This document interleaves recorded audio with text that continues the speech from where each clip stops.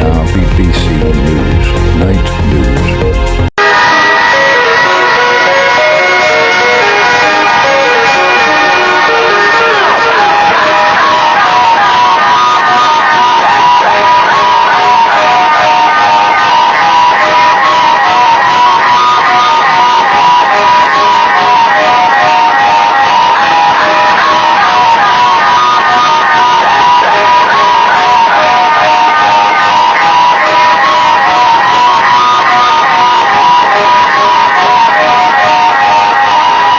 TV News, this BBC News.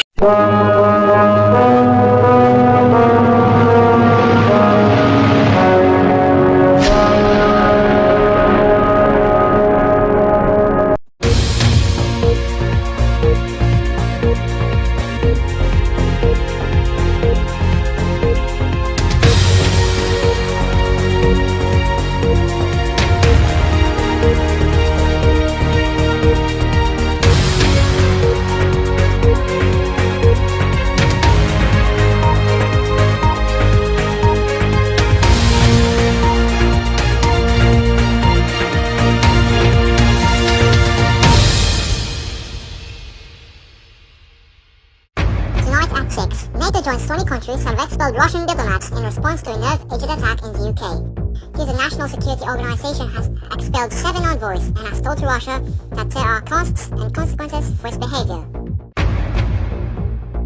Also tonight, thousands of people have protested in the Siberian city of Kemerovo in the wake of a leisure complex fire, blaming Russian officials.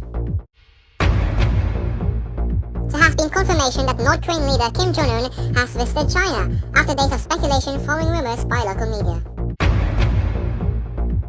The 2020 US census has been marred by controversy over a new question asking respondents whether or not they are US citizens.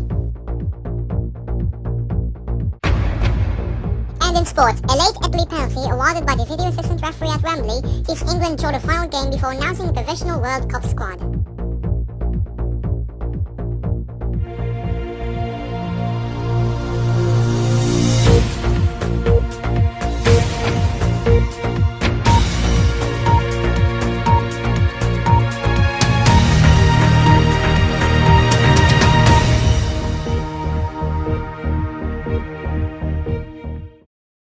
Welcome to the Entertainment News at 6. NATO is expelling 7 Russian diplomats in response to a nerve-agent attack in the UK. The International Security Organization's chief said the move would send a message to Russia that there are costs and consequences for its behavior. 26 countries have expelled Russian envoys in the past few days in solidarity with the UK. They all believe Russia was behind the poisoning of 2 people in Salisbury, in which it denied any involvement. Russian ex-spy Sergei Skripal and his daughter Yulia were poisoned on the 4th of March in the southern English city, and investigations say a military-grade nerve agent was used.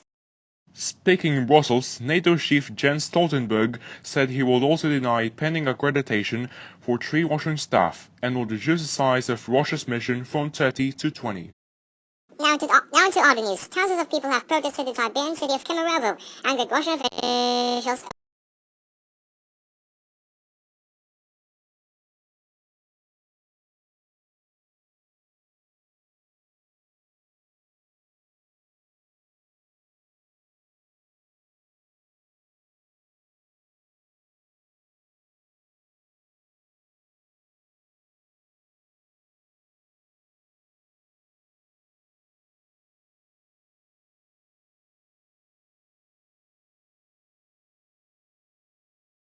Now to other news. Thousands of people have protested in the Siberian city of Kemerovo, angered Russian officials over the leisure complex fire that killed at least 64 people, 31 of them children.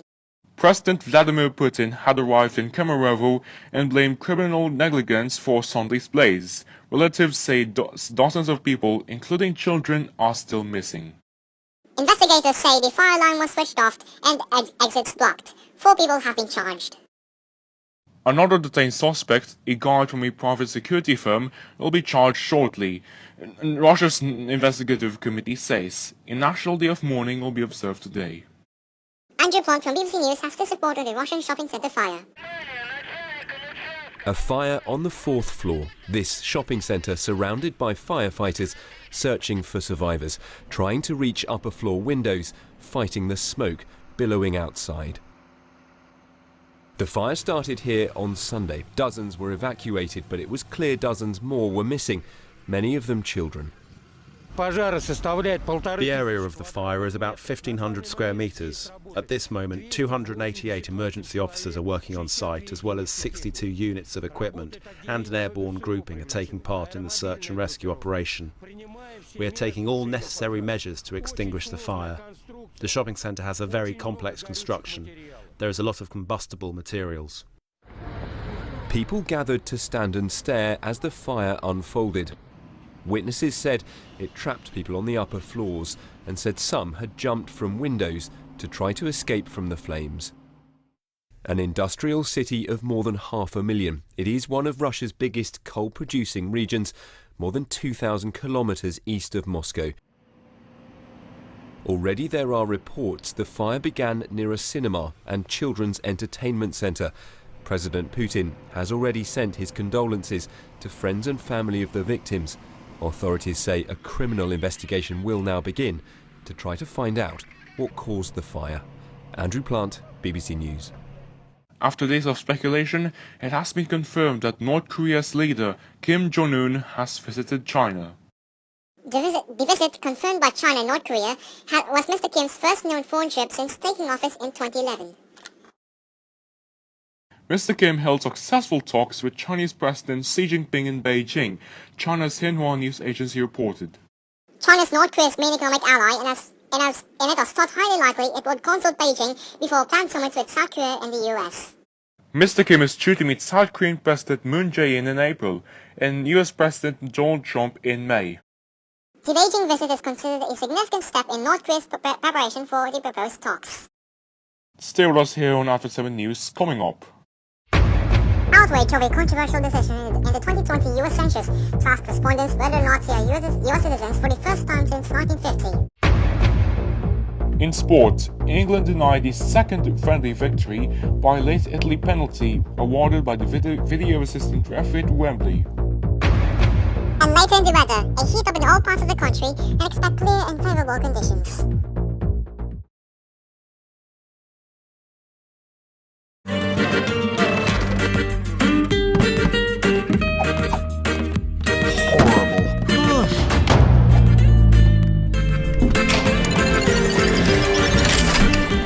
Going really well.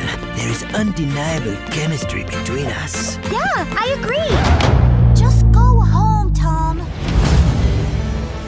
He'll have to stop being mayor. He'll have to shut down his company. He'll have to live in a cabin in the desert filled with splinters. It can't end like this. Let's move to phase 3.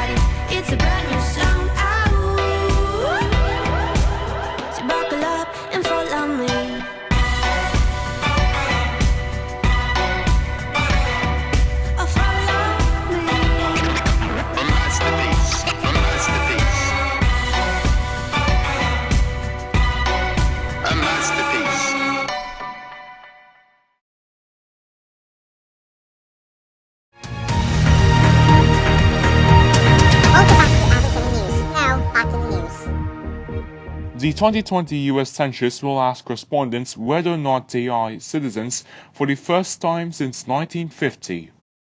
California and New York filed to sue to block the move, saying it will deter immigrants from participating. Trump administration officials say the data will help the government allocate resources and enforce voter laws designed to prevent discrimination. The census is mandated under the US Constitution and takes place every 10 years, counting every resident. Census data helps the US government calculate funding distribution in job districts for state and local elections. Democratic states with large immigrant populations argue a citizenship question will produce other counts because fewer people will participate.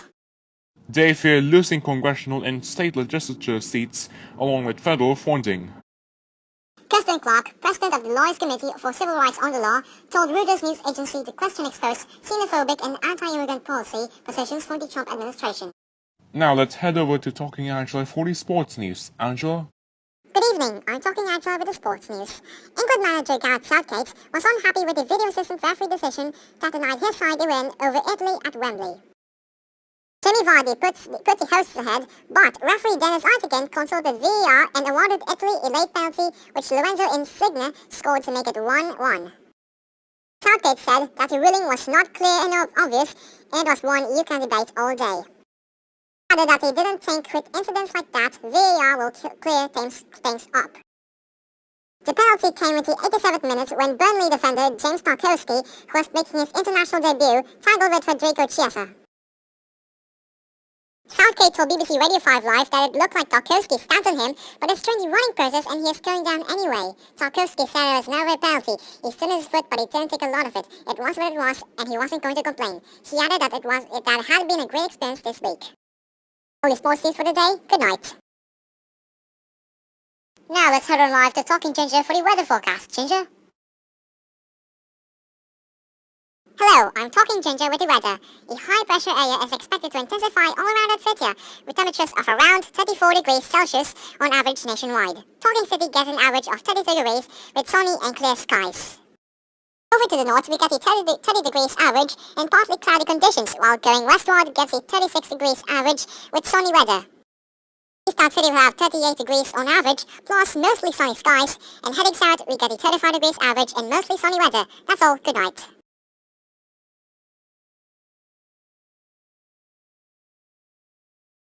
And that was Talking Ginger with the weather, and that's all for today's news. And be sure to check out our all-new website via Google Sites. The link is in the video description down below. It's a really cool website we made. I agree with you, Ben. Well, it's a really cool website. I agree. Well, that's all for today. I am Talking Ben. And I'm Talking Tom. You're watching Avid 7 News. Good night.